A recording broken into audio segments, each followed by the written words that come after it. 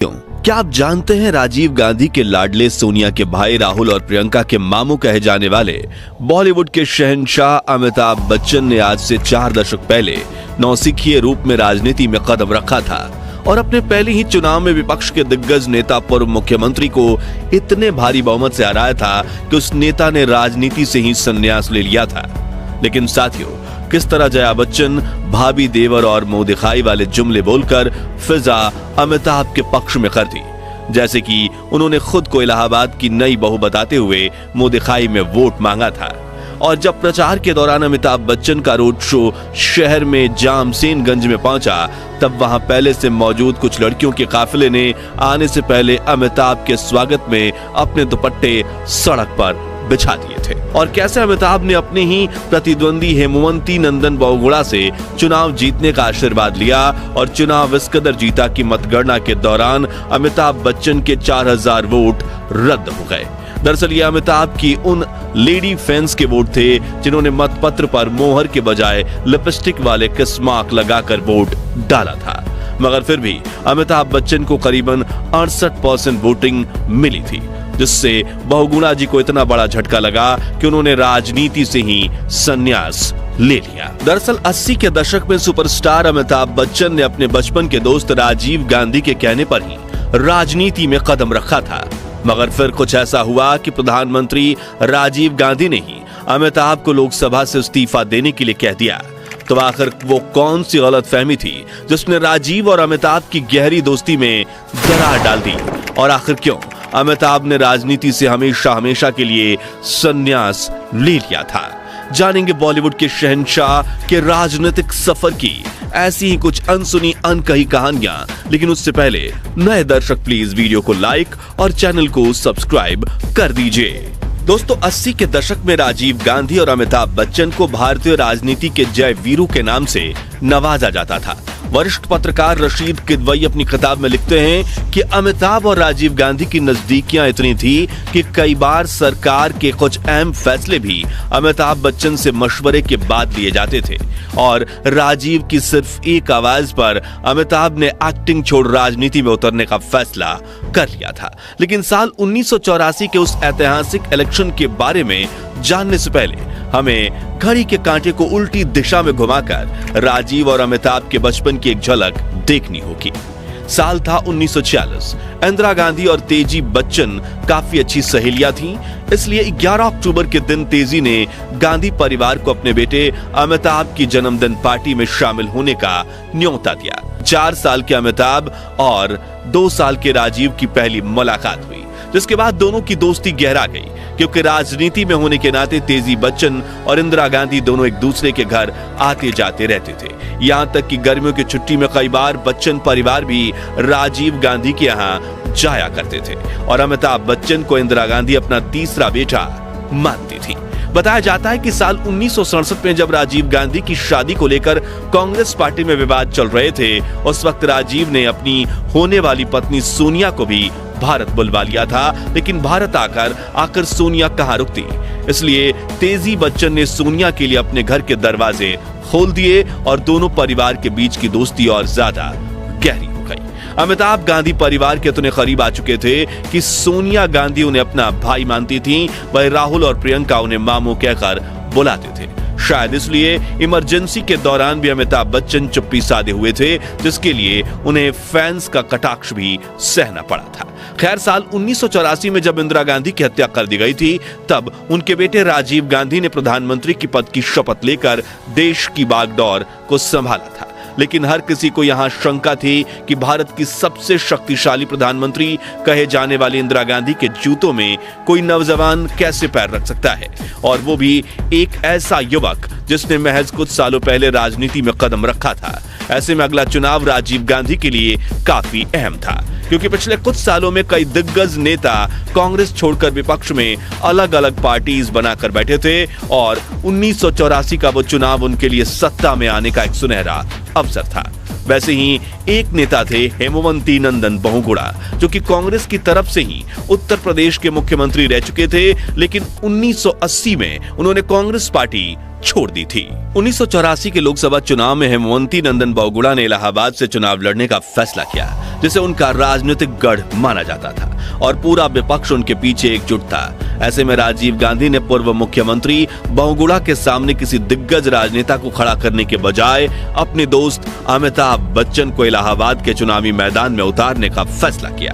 उस वक्त भी हमारे बिग बी बॉलीवुड के सुपरस्टार थे। हालांकि उन्हें राजनीति की कोई समझ नहीं थी, लेकिन अपने दोस्त के कहने पर उन्होंने अपने बने बनाए फिल्मी करियर को छोड़ चुनाव लड़ने का फैसला किया, जिसकी खबर मिलते ही राजनीतिक गलियारों में शोरगुल मचने लगा। क्योंकि जहां एक तरफ राजनीति के मजे हुए खिलाड़ी और उत्तर प्रदेश के बेहद लोकप्रिय नेता बहुगुणा जी थे, वहीं दूसरी तरफ angry young man Amitabh Bachchan, जिनका क्रेज पूरे देश में था। वरिष्ठ पत्रकार शेखर कहीन बताते हैं कि 27 नवंबर 1984 का दिन था। अमिताभ बच्चन इलाहाबाद आए और चंद्रशेखर आजाद की प्रतिमा पर माल्यार्पण किया और उनके आने की खबर सुनकर शहर में अपार जनसमूह इकट्ठा होने लगा। कलेक्ट्री में जहां उन्हें पर्चा दाखिल करना था, वहां भारी सुरक्षा का इंतजाम किया गया था। बड़े पुलिस अधिकारियों से लेकर कलेक्टर भी वहां मौजूद थे।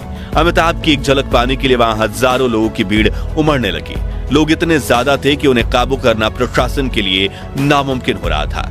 दर्जनों लोग बस पर चढ़ते गए और हालात ऐसे हुए कि बस की छत ही चिपक गई। आसपास के पेड़ों पर इतने लोग चढ़े कि डालियां टूटकर गिर गईं, जिसके साथ ऊपर चढ़े लोग भी नीचे गिर गए। कलेक्ट्री की मजबूत दीवार को जनसमूह ने धक्के मारकर तोड़ दिया। पर्चा भरने के बाद अमिताभ बच्चन 7 मीटर ऊंचे मंच पर चढ़े और दोनों हाथ ऊपर उठाते हुए बोले, मेरा नाम अमिताभ बच्चन है, और हर तरफ तालियों की गूंज उठी। फिर उन्होंने भाषण दिया। इलाहाबाद के लिए अमिताभ बच्चन की नीयत बहुत साफ थी, लेकिन उन्हें राजनीति का बिल्कुल भी अनुभव नहीं था। इसलिए चुनाव प्रचार में हर जगह अमिताभ रटे रटाए 5 या 6 वाक्य बोलते थे। साथ ही चुनाव जीतने के लिए कई फिल्मी हथकंडे अपनाकर उन्होंने डायलॉग बाजी करना भी शुरू कर दिया। जैसे कि एक सभा में अमिताभ ने कहा था, मुझे वोट दें क्योंकि मेरा खाता साफ है, कोई एंट्री नहीं है। इलाहाबाद के चुनाव को कवर करने वाली वरिष्ठ पत्रकार कुमकुम चड्ढा बताती हैं, उस चुनाव में बच्चन अपना रोल नहीं बदल पाए। वो आखिरी तक यही समझते रहे कि वो फिल्म स्टार हैं। उन्होंने सर्किट हाउस में बंद कमरे से चुनाव लड़ा। उन्होंने चुनाव प्रचार की जिम्मेदारी अपने छोटे भाई अजिताभ के हाथों में दे दी थी, जो रोज सुबह सर्किट हाउस के बाहर से पत्रकारों को भगाने का काम करते थे। बताया जाता है कि शुरुआत में अमिताभ शर्तिया यानी सट्टा बाजार में चुनाव हार रहे थे, लेकिन उनके पक्ष में हवा तब बदली जब जया बच्चन प्रचार में कूदी। उन्होंने भाभी देवर और मुंह दिखाई वाले जुमले बोलकर फिजा अमिताभ के पक्ष में कर दी। जैसे कि उन्होंने खुद को इलाहाबाद की नई बहू बताते हुए मुंह दिखाई में वोट मांगा था। वहीं दूसरी तरफ अमिताभ भी राजनीति के दांवपेच सीखने लगे थे। इसी बीच एक दिलचस्प किस्सा तब हुआ था जब प्रचार के दौरान एक दफा हेमवंती नंदन बहुगुणा और अमिताभ बच्चन का काफिला टकरा गया। कार रुकवाकर दोनों अपनी गाड़ियों से बाहर उतरे। अमिताभ बच्चन ने बहुगुणा जी को प्रणाम किया और कहा, मुझे आशीर्वाद दीजिए। बहुगुणा जी ने हाथ उठाया और कहा कि जिस क्षेत्र में हो उसमें तुम्हारी तरक्की हो। अमिताभ ने कहा, नहीं, मैं आपके आशीर्वाद चुनाव जीतने के लिए चाहता हूं। बहुगुणा जी ने मुस्कुराकर कहा, मैंने कहा ना, आप अपने क्षेत्र में सफलता हासिल करें। अमिताभ बच्चन मुस्कुराकर बोले, मैं इस समय राजनीति के क्षेत्र में हूं और समझता हूं आपने मुझे इसी क्षेत्र में सफलता के लिए आशीर्वाद दिया है। ये कहकर अमिताभ बच्चन वहां से निकल पड़े। उस वक्त एक और किस्सा पूरे देश में वायरल हुआ था। दरअसल प्रचार के दौरान अमिताभ बच्चन का रोड शो जब शहर के जामसेनगंज में पहुंचा, तब वहां पहले से मौजूद कुछ लड़कियों ने काफिले के आने से पहले अमिताभ के स्वागत में अपने दुपट्टे सड़क पर बिछा दिए थे। लेकिन जब अमिताभ वहां पहुंचे तो उन्होंने सड़क पर दुपट्टे देखकर तुरंत अपनी गाड़ी रुकवाया और रिक्वेस्ट करके सभी दुपट्टे हटवा दिए। यानी उनका वाहन किसी भी लड़की के दुपट्टे पर से नहीं गुजरा। इसी से पता चलता है कि अमिताभ कितने साफ दिल से इलेक्शन लड़ रहे थे। दूसरी तरफ हेमवंती नंदन बहुगुणा की छवि अमिताभ के फैंस की भीड़ के सामने कमजोर पड़ती दिख रही थी। खैर, फिर आया वो दिन जब चुनावी रिजल्ट अनाउंस होने वाले थे, जहां एक तरफ इंदिरा गांधी की मौत से राजीव गांधी को काफी सहानुभूति मिली और 514 लोकसभा सीटों में से 404 सीटों पर जीत हासिल कर राजीव भारी बहुमत से भारत के प्रधानमंत्री बने। वहीं दूसरी तरफ इलाहाबाद की जनता ने हमारे एंग्री यंग मैन पर इतना प्यार लुटाया कि अमिताभ बच्चन ने 1,87,000 वोटों से हेमवंती नंदन बहुगुणा को चुनावी मैदान में मात दे दी। हालांकि यहाँ एक मजेदार किस्सा ये है कि काउंटिंग के दौरान अमिताभ बच्चन के 4,000 वोट रद्द हो गए थे। दरअसल ये अमिताभ के उन लेडी फैंस के वोट थे जिन्होंने मतपत्र पर मोहर के बजाय लिपस्टिक वाले किस मार्क लगाकर वोट किया था, मगर फिर भी अमिताभ बच्चन को करीब 68% वोटिंग मिली थी, जिससे बहुगुणा जी को इतना बड़ा झटका लगा कि उन्होंने राजनीति से ही संन्यास ले लिया, जबकि अमिताभ बच्चन इलाहाबाद से लोकसभा सांसद बन गए। हालांकि करिश्माई जीत पर सवार राजीव गांधी और अमिताभ बच्चन का रंग 2 साल के भीतर ही फीका पड़ने लगा। बोफोर्स घोटाले का बवाल मचा और बेकसूर होने के बावजूद खुद पर उठती उंगलियां देखकर अमिताभ ने राजनीति से हमेशा के लिए तौबा कर ली, जबकि घोटाले के दाग ने राजीव को सत्ता से बेदखल कर दिया और असमय मौत ने उन्हें राजनीति में वापस कदम रखने का मौका ही नहीं दिया। वहीं अमिताभ ने अभिनय के लक्ष्मण रेखा में खुद को समेट लिया। अमिताभ बच्चन के इस्तीफे का ब्यौरा देते हुए राजनीतिक चाणक्य कहे जाने वाले माखनलाल फोतेदार अपनी किताब में लिखते हैं, मुझे वो दिन बहुत अच्छी तरह से याद है। अमिताभ राजीव जी से मिलने आए थे। करीब 2:45 पर उनकी बात शुरू हुई थी। सफेद कुर्ता पजामा पहन अमिताभ काफी अच्छे लग रहे थे। प्रधानमंत्री के घर 7 रेस कोर्ट रोड में जब ये लोग बैठे तो राजीव ने कहा, फोतेदार जी चाहते हैं कि आप इस्तीफा दे दें। मैं स्तब्ध था क्योंकि इस बारे में दोनों से ही मेरी कोई बात नहीं हुई थी, लेकिन ऐसे में अमिताभ ने जवाब दिया कि अगर वो चाहते हैं तो मैं इस्तीफा दे दूंगा, और उसी वक्त अमिताभ जी ने इस्तीफा लिखकर स्पीकर को भिजवा दिया। इस तरह इस घोटाले ने अमिताभ और राजीव की बचपन की दोस्ती में दरार डाल दी। हालांकि यहाँ गौर करने वाली ये बात भी है कि अमिताभ और राजीव दोनों में इसमें कोई इस घोटाले में आरोपी नहीं था। जी हाँ, जहाँ स्कैम को लेकर चल रहे कोर्ट केस में स्वीडिश पुलिस चीफ की गवाही के बाद अमिताभ को क्लीन चिट मिल गई थी, वहीं घोटाले का कोई भी सबूत कार्रवाई राजीव की तरफ नहीं ले गया, क्योंकि राजीव खुद इस घोटाले से अनजान थे। लेकिन अमिताभ और राजीव की दोस्ती पहले जैसी हो पाती, उसके पहले ही राजीव ने इस दुनिया को अलविदा कह दिया। अब तक सोनिया भी अमिताभ को राखी बांधना छोड़ चुकी थी, और हालांकि जब बच्चन परिवार के घर की आर्थिक तंगी ने दस्तक दी, तब समाजवादी पार्टी के नेता अमर सिंह ने उनकी मदद के लिए जया बच्चन समाजवादी पार्टी के साथ जुड़ गईं, जहां उन्हें राज्यसभा सांसद बनाया गया। आपको बता दें कि वहीं दूसरी तरफ कांग्रेस की कमान सोनिया गांधी ने संभाली थी। ये वही दौर था जब बच्चन और गांधी परिवार के रिश्तों में आई खटास की चर्चा हर तरफ होने लगी थी। अपने रिश्ते को लेकर हमेशा खामोश रहने वाले दोनों परिवार ने बिना नाम लिए एक दूसरे को ताना देना शुरू किया। इस दौरान सियासी मैदान में अमिताभ ने अपनी बीवी को सपोर्ट तो किया, लेकिन खुद कभी राजनीति की तरफ मुड़कर देखा तक नहीं। मगर बातों बातों में एक बार उन्होंने गांधी परिवार को लेकर अपने मन की भावनाओं को प्रकट जरूर किया था। इस परिवार, गांधी परिवार, नेहरू परिवार ने भारतवर्ष के ऊपर सदियों से राज किया है। वो राजा हैं, हम रंक हैं।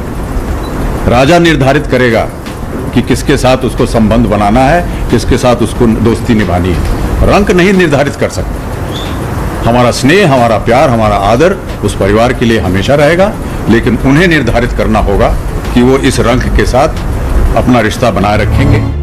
वहीं एक बार कौन बनेगा करोड़पति के सेट पर भी बिग बी ने गांधी परिवार को लेकर अपनी बात रखी थी। हमारे रिश्ते तो कायम है। देखिए, मैं ऐसा मानता हूं कि जो रिश्ता माँ बाबूजी का था, पंडित जी के साथ, इंदिरा जी के साथ, वो पारिवारिक एक रिश्ता था, वो एक बंधन था, उसका मैं आदर करूंगा और करता रहूंगा तहे दिल से, जीवन अंत। खैर, आज इलाहाबाद के चुनाव को 4 दशक हो चुके हैं, लेकिन ना तो गलतफहमी की वजह से हुए गांधी और बच्चन परिवार के मनमुटाव दूर हुए हैं, और ना ही बिग बी ने कभी राजनीति में कदम रखा है। तो दोस्तों, गांधी परिवार और बच्चन परिवार के इस मनमुटाव के बारे में आपकी राय क्या है? हमें कमेंट्स में जरूर बताइएगा, और वीडियो अच्छा लगा हो तो इसे लाइक शेयर करके 11,000 लाइक्स के लक्ष्य को हासिल करने में हमारी मदद कीजिए, ताकि हमें और अच्छे से वीडियो बनाने की प्रेरणा मिलती रहे। और ऐसी ही दिलचस्प कहानियों के लिए चैनल को सब्सक्राइब करके पास वाली घंटी जरूर बजा दीजिए। जय हिंद, जय भारत।